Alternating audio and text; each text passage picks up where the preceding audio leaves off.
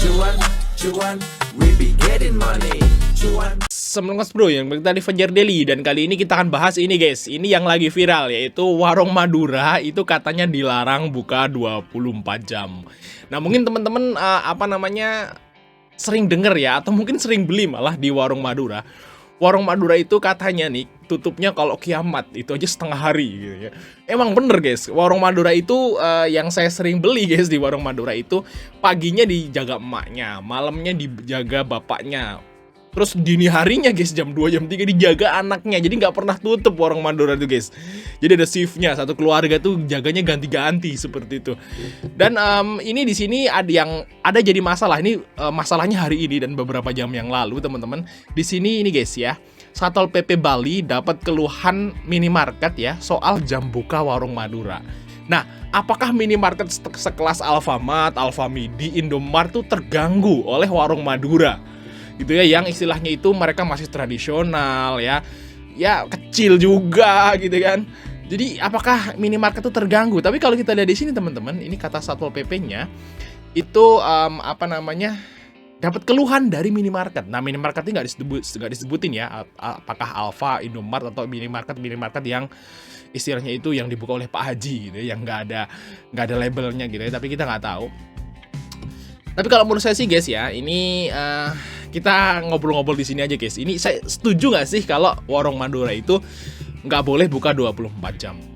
Nah sebelum kita ngomong setuju atau nggak setuju, teman-teman perlu ketahui di sini guys. Ini perlu ketahui. Jadi warung Madura itu ada jauh sebelum Indomart, Alfamart ada. Nah kalau teman-teman misalnya nih yang udah umurnya 25 gitu ya, 26, 27. Nah teman-teman ingat-ingat ya, teman-teman itu dulu waktu masih kecil itu belanjanya atau belinya di mana? Saya yakin dulu belinya di warung. Ya walaupun bukan warung Madura, mungkin warung tetangga, tapi kan warung Madura juga warung, sama aja seperti itu. Di warung kan. Jadi istilahnya memang minimarket nih menjamurnya guys, itu semenjak 2010 sih kalau seingat saya guys. Jadi semenjak 2010 pun sebenarnya belum banyak juga gitu ya. Di 2010 pun mungkin kalau di Jakarta, di Semarang atau di Surabaya yang istilahnya kota besar itu mungkin udah ada banyak. Tapi kalau misalnya di kabupaten ya kayak di sini gitu ya, di kabupaten, di kecamatan yang bukan kota gitu ya, itu masih jarang guys. Indomart, Alfamart tuh jarang ada. Nah, mulai dari tahun 2018. Nah, 2018 itu baru tuh masif banget. Jadi 2018 itu di kecamatan, jalan-jalan kecamatan tuh ada Indomart, Alfamart guys. Di jalan-jalan jalan-jalan kecamatan, jalan-jalan kabupaten itu ada Indomart, Alfamart. Tapi kalau dulu sebelum 2010 tuh nggak ada. Jadi istilahnya warung Madura itu ada jauh sebelum minimarket tuh ada. Jadi kalau misalnya nih pemerintah sampai ngelarang warung biasa beroperasi 24 jam kalau emang dia mau, itu kalau menurut saya sih salah besar ya. Salah besar karena ya justru warung inilah yang duluan, warung masyarakat, warung rakyat ya ini gitu. Kalau sampai dilarang-larang, ditahan-tahan atau dipersulit, jadi saya nggak tahu nih tujuan negara tuh ngapain gitu ya, karena ini usaha yang memang usaha rakyat kecil, kenapa dia seperti ini. Waktu Indomart buka aja, Alfamart buka aja, itu warung-warung kecil ya, termasuk warung Madura itu terdampak yang paling besar loh. Ya, jadi kalau misalnya nih teman-teman nih ada Indomart buka, nah otomatis kan saat Indomart buka itu dia ngasih target guys. Kalau setahu saya guys, kalau Indomart buka atau Alfamart buka itu ngasih target radius 5 kilo. Nah radius 5 kilo itu adalah pelanggan dia gitu guys ya. Jadi di radius 5 kilo itu kan banyak warung guys. Ya, di radius 5 kilo itu banyak warung. Dan saya juga ya banyak lah keluhan, termasuk bude saya gitu. Bude saya itu punya warung yang sebelum ada Indomart di jarak sekilo guys. Indomart tuh buka di jarak sekilo dari warung dia. Itu sebelum buka ya rame-rame aja biasa. Tapi setelah Indomartnya buka, itu warungnya jadi sepi. Nah, jadi gitu guys. Jadi akan terdampak ke 1 kilo. Jadi kalau misalnya ada warung yang mampu bersaing dengan Alfamart dan Indomart, terus pemerintah sampai ngurusin hal yang seperti ini gitu ya, melarang gitu, ya semestinya ya nggak etis lah seperti itu ya. Jadi kayak nggak memihak rakyat kecil gitu kalau memang bener-bener sampai warung yang modern Madura itu dilarang. Jadi kesimpulannya saya tetap nggak setuju lah kalau seperti ini. Jadi kalau memang warung Madura mau buka sampai kiamat ya harusnya didukung aja sama pemerintah. Nah, tapi kenapa nih pemerintah kok kayaknya mungkin ya, tapi nggak tahu ya ini guys ya. Pemerintah itu mungkin nggak suka sama warung Madura itu kenapa? Karena warung Madura itu nggak ngasilin pajak.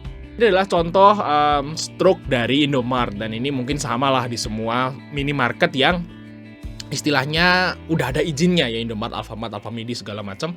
Nah itu ada namanya PPN guys. Nah ini PPN nih. Jadi belanjanya segini gitu ya, total mana sih? Totalnya 12.800 ya. Terus PPN-nya 1.300.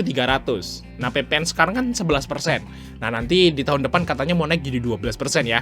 Di sini sekarang 11% ya 1.300. Jadi kalau misalnya teman-teman itu belanja 12.800 guys. Nah itu sebenarnya teman-teman udah bayar PPN 1.300 ke pemerintah gitu ya. Seperti itu guys. Jadi ya ini ya kenapa pemerintah itu kayaknya lebih mendukung usaha yang udah ada izinnya, karena kan dapat PPN kan 11% tersebut. Seperti itu guys ya, itu mungkin pemerintah dukung itu. Ya tapi kalau terlepas dari itu kan juga Indomaret, Alfamart tuh sebenarnya juga udah ngerugiin warung dari warung-warung kecil gitu. Saat Indomaret buka itu udah otomatis warung-warung kecil di radius 1 kilonya itu tetap terdampak guys ya. Terdampaknya bukan terdampak positif, terdampak sepi. Kayak gitu ya, terdampak sepi. Jadi udah banyak kasus ya. Teman-teman tanya aja saudara-saudara teman-teman atau kenalan-kenalan atau warung-warung yang teman-teman tahu kalau dari radius 1 kilo dia jual, ada yang buka Alfamart, Indomaret, itu udah pasti omsetnya turun. Karena kalau kita itu belanja ya, teman-teman masukin ke dalam diri teman-teman sendiri lah. Kalau teman-teman tuh belanja lebih nyaman di warung tradisional atau warung Indomaret, atau di Indomaret seperti di Alfamart. Jadi kalau saya sih, kalau warung yang tetangga itu ya kita deketnya aja. Karena kalau warung tetangga itu udah otomatis, kalau warung Madura itu udah otomatis lebih kecil dari Indomaret. Jadi bisa dibilang lebih nggak komplit. Jadi kalau saya sih, kalau ini diri saya sendiri gitu ya, kalau mau belanja, kalau belanjanya misalnya cuma mau beli kerupuk atau mau beli Indomie 1 gitu ya, atau mau beli kopi sesaset ya belinya di warung. Tapi kalau saya pengen beli yang agak banyak dan agak lengkap biar nggak bolak-balik ya, saya belinya di Alfamart. Berarti guys, atau mau beli popok nih, Pampers. Kalau di popok di tetangga kan ini cuma saset-saset. Nah kita mau beli yang bal segede kan nggak ada. Seperti itu. Jadi istilahnya tetap dirugikan ya warung Madura ini saat Indomaret atau Alfamart tuh buka. Jadi udah sama-sama merugikan nih. Tapi kalau ada warung yang bisa membuat saingan lah ke Indomaret, Alfamart ya harusnya sih ya dibiarin aja gitu pemerintahnya, jangan ngelarang-larang gitu ya. Kalau mau buka 24 jam ya kalau menurut saya dukung aja sih warung Madura itu, asal warung Madura itu nggak jual miras lah seperti itu. Kan ada tuh yang seperti itu. Jadi ya mungkin itu sih minusnya kalau warung Madura, karena dia nggak ada izinnya. Jadi kalau warung Madura yang nakal nih, atau warung-warung yang 24 jam yang nakal, itu bisa jual miras, yang anak-anak muda nongkrong di situ gitu ya. Tapi ya kalau kita ngomong all-nya gitu ya, harusnya sih ya tetap didukung aja lah, mau buka berapa aja asal dia nggak jual hal yang negatif. Nah itu guys jawaban saya gitu ya. Saya nggak tetap dukung warung-warung seperti ini buka 24 jam kalau dia memang mampu, asal dia nggak jual hal-hal yang berbau negatif. Oke ya, mungkin itu aja Mas Bro yang panjang, jangan lupa untuk like dan subscribe. Sampai ketemu di video berikutnya.